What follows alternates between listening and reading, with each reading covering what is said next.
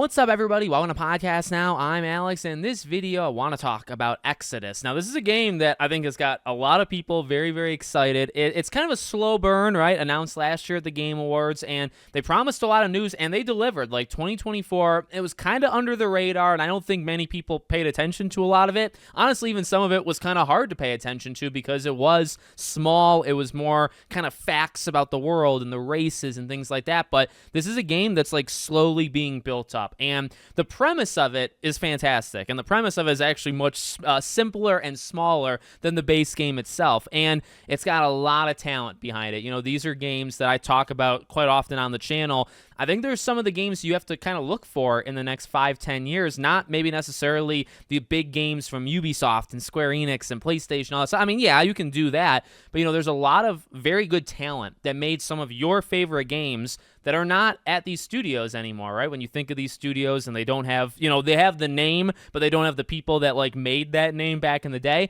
Well, they've gone on to make their own stuff, and this is one of those games, right? There's a couple of these games that are from kind of like legends or just people that are extremely good that left the studio that you remember, you remember the name of that studio, and they make a pretty special game, and hopefully it's going to be a special game. So, okay, well, that was the lead up, right? This game has a lot of potential, and it gives off the Mass Effect vibes. Let's be clear here, right? So we see a gameplay trailer today, and I think people were expecting like a little bit more of a deep dive. We didn't get that. I think there was an interview or two done today from like the creative team, but for me, I really just kind of want to focus on general thoughts and general feelings on the gameplay. I think it's only like a minute and a half trailer, but, well, I already kind of said it a few times, Mass Effect. I mean, the trailer gave off those Mass Effect vibes more than anything else. I mean, it even has like the punching, like the sword kind of, thing that you get in Mass Effect. And the combat just looks fun. It looks, it reminds me of Mass Effect. Like, you have the powers kind of mixed with gunplay. And I mean, actually, it doesn't get more simple than that. But I don't know if we learned it today or if it was actually already previously known, but you do like bring two companions in, so you're also going to have that. I mean, the trailer, I think, does do a good job of showing the powers being used in fights, okay?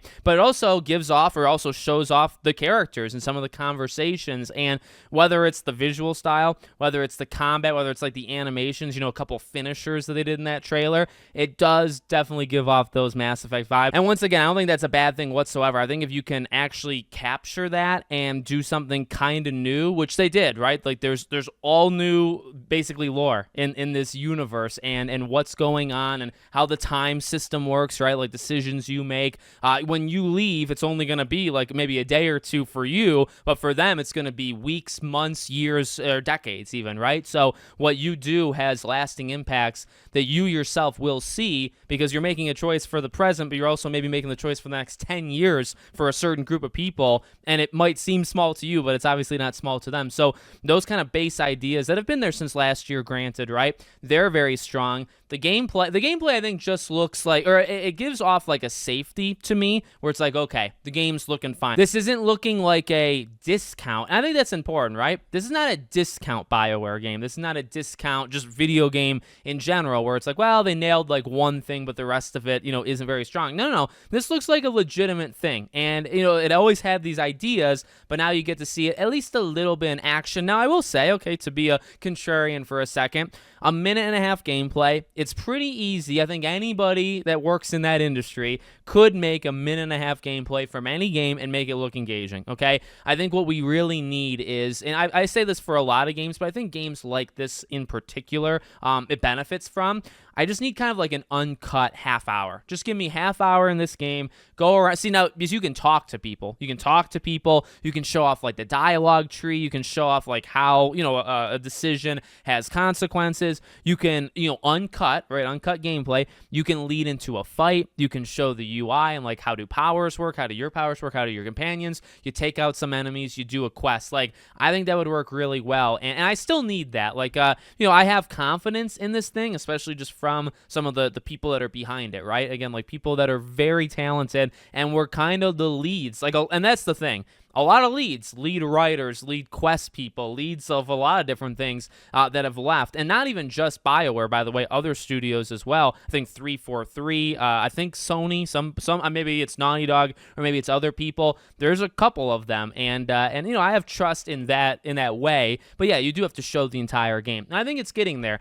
There's a lot of people that think the game is coming out in 2025. I don't think they've ever set a year. I think it is clear that they do have like more things than initially thought. Like when they first announced the game, it's like, okay, this is a game that's like 6 years away. Probably not, but I also don't really think this game is like this year. This game is, 2025. The game is probably, I think, at least 2026, if not later. Okay, I'm still having a little bit of caution with that stuff just because I don't want to get too excited. I guess I should probably finish that sentence. But final thing, like I wonder, when does Mass Effect come out? Is Mass Effect like 27, 28, and this game is like 26, 27? It's going to make, I think, one of them look not as good, right? Because you're going to have one game come out, and then a year or two later, you're going to have the other one, and one of them is heavily inspired because it was from the minds of it originally, and then when Mass Effect comes out, it is Mass Effect, but it's from people that weren't necessarily there with 1 through 3. So it's like, how are those two going to end up battling each other? That'll be fun to watch. But